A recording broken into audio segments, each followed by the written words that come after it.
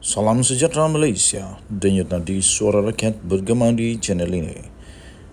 Jangan lupa tekan butang subscribe, like dan share. Malaysia kita punya, cintai Malaysiaku, kita jaga kita.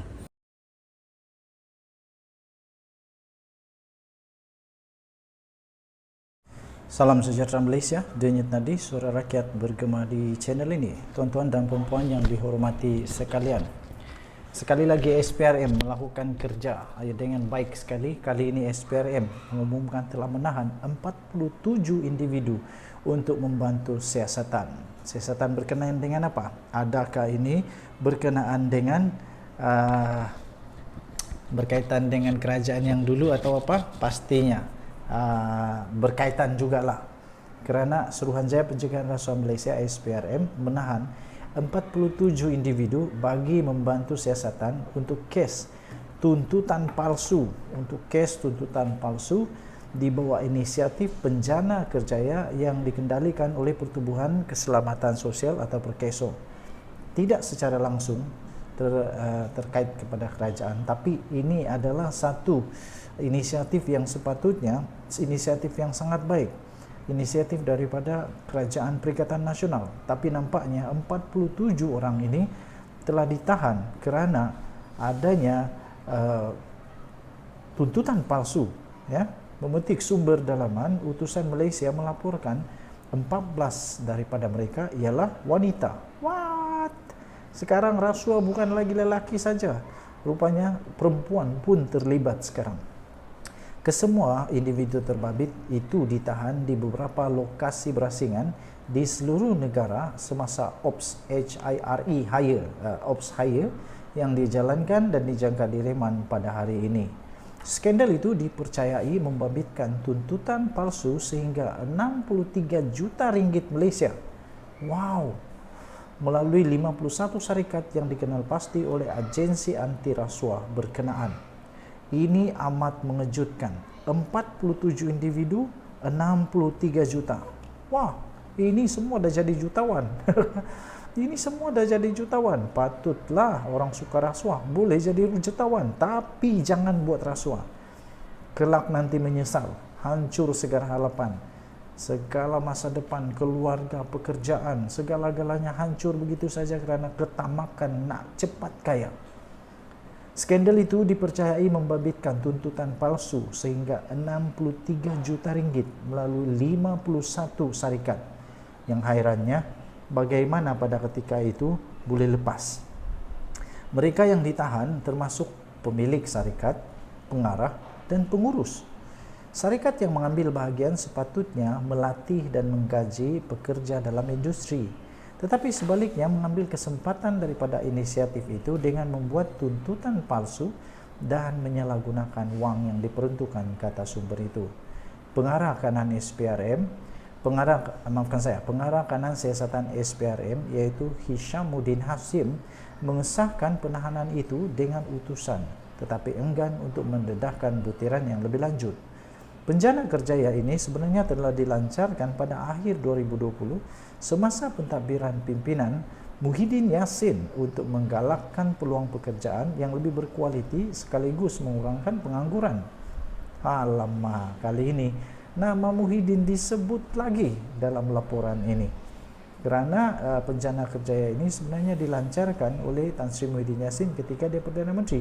Ini satu inisiatif yang sangat baik, tetapi malangnya perkara itu sangat-sangat sedih kerana disalahgunakan. Program itu menawarkan insentif kewangan kepada majikan, iaitu di antara RM600 dan RM1,000 bagi setiap pekerja atau perantis yang diambil bekerja sehingga 6 bulan. Bagaimanapun, program melalui Pelan Pemulihan Ekonomi Negara itu menimbulkan kontroversi sejak itu, dengan lebih daripada 50 individu telah ditahan untuk siasatan ke atas tuntutan-tuntutan palsu dan penyelewengan dana. Sejumlah individu juga telah dituduh di mahkamah di seluruh negara. Denyut nadi suara rakyat bergema di channel ini. Tuan-tuan dan puan-puan, saya sebagai admin di Twin TV, saya ingin menyatakan bahawa rakyat Malaysia perlu hentikan perkara ambil rasuah, penyelewengan, dan juga tuntutan-tuntutan palsu ini. Ini yang menghabis duit negara, ketirisan. Harap-harap ini tidak berulang lagi dan kita harap SPRM dapat terus menjalankan tugas mereka dengan baik. Kita jumpa lagi. Bye-bye. Salam sejahtera Malaysia. Denyut nadi suara rakyat terus bergema di channel ini. Kes Saman Dr. Mahathir yang telah menyaman Anwar Ibrahim 150 juta. Anwar akan masukkan kehadiran. Wow. Perdana Menteri Datuk Seri Anwar Ibrahim memfailkan semalam akan memasukkan kehadiran dalam saman fitnah 150 juta ringgit Malaysia terhadapnya oleh bekas Perdana Menteri iaitu Tun Mahathir Mohamad. Di bawah Undang-Undang Kes Sivil, pengerusi PH sebagai defendant itu akan memfailkan pernyataan pembelaan terhadap tindakan undang-undang oleh bekas pengerusi gerakan Tanah Air GTA itu. Peguam Ahli Parlimen Tambun iaitu Alif Benjamin Suhaimi itu mengesahkan dengan Malaysia kini pagi ini bahawa Anwar Ibrahim memorandum itu difailkan di Mahkamah Tinggi Shah Alam pada petang semalam. Peguam itu menambah bahawa pada hari ini mereka telah pun menyampaikan salinan memorandum kepada pasukan Peguam Mahathir. Malaysia kini telah menghubungi pasukan peguam bekas Perdana Menteri itu dari firma guaman Law Practice of Rafiq Hay untuk mendapatkan maklum balas mengenai perkara itu. Di bawah Undang-Undang Sivil, Anwar mempunyai 14 hari dari tarikh kehadirannya untuk memfailkan pernyataan pembelaannya terhadap saman sivil Tun Mahathir. Pada 3 Mei yang lalu, bekas ahli Parlimen Langkawi itu telah memfailkan saman terhadap Anwar berhubung dakwaan bekas Perdana Menteri itu mengumpul kekayaan untuk kekayaan peribadi semasa berkuasa. Tindakan sivil atas ucapan dasar Presiden PKR pada Kongres Kebangsaan PAS PKR Parti itu pada 18 Mac yang lalu. Melalui tuntutan mahkamah itu, plaintif mendakwa antara lain bahawa Datuk Seri Anwar Ibrahim telah membuat kenyataan tidak benar dan tidak berasas dengan niat untuk menimbulkan persepsi negatif terhadapnya. Mahathir juga mendakwa kenyataan itu bukan sahaja merosakkan imej dan reputasinya, tetapi turut memalukan dirinya serta keluarganya. Mahathir menegaskan bahawa anak-anaknya berjaya dalam dunia perniagaan tanpa campur tangan atau sebarang penyalahgunaan kuasa olehnya sebagai Perdana Menteri pada ketika itu. Plaintif telah menuntut ganti rugi 50 juta dan ganti rugi teladan sebanyak 100 juta. Mahathir memohon perintah mahkamah agar Anwar mengeluarkan permohonan maaf secara bertulis dan penarikan serta merta dakwaan itu. Plaintif juga menuntut faedah tahunan 5% ke atas ganti rugi yang diberikan untuk dikira dari tarikh memfailkan tindakan sivil sehingga penyelesaian penuh pembayaran pampasan, kos dan apa-apa relief lain yang difikirkan sesuai oleh mahkamah. Saman fitnah itu ditetapkan untuk pengurusan kes melalui sidang video di hadapan Mahkamah Tinggi di Shah Alam pada 31 Mei ini. Tuan-tuan dan puan yang dihormati sekalian, ternyata Anwar Ibrahim tak takut dan menurut pemahaman saya melalui berita yang saya bacakan sebentar tadi ini, Mahathir sedia untuk ditentang oleh Anwar. Anwar sedia untuk melawan Mahathir dan Anwar tak akan berganjang, Anwar tak akan menarik balik kenyataannya.